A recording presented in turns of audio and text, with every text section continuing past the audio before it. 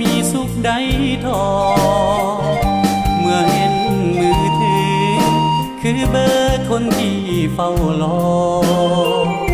คำหวานนั้นนอก็คือตอนหากเริ่มต้นเบอร์ขึ้นหน้าจอก็ให้มีพลังหากบ่จืดจางเส้นทางสื่อสารติดต่อเมื่อยก็ทนไว้ย้อนมีกำลังใจหน้าจอให้ใจดวงนี้บ่ท้อพอเห็นเบอร์โทรเจ้า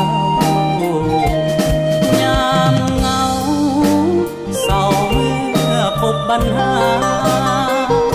เจ้านั้นคือยามาเติมเสริมกำลังใจเติมคำว่าสู้สู้เด้ออย่าได้หวั่นไหวขอความจากใจให้มีแห่งสร้างฝันยังเมื่อยบ่ท้อขออย่าได้ปล่อยมืองานแต่งนั้นคือมือที่จุดหมายมันอย่าให้หาเขามีมือที่สามพัวพันถึงเฮาอยู่ห่างไกลกันสัญญาณใจอย่าให้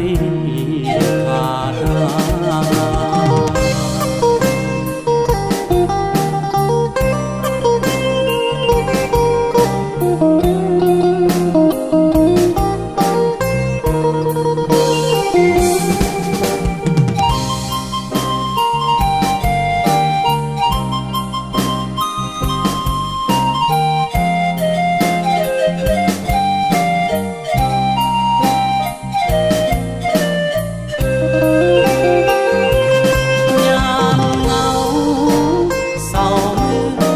ปัญหาเจ้านั้นคือยามาเติมเสริมกำลังใจเติมคำว่าสู้สู้เด้ออย่าได้หวั่นไหวขอความจากใจ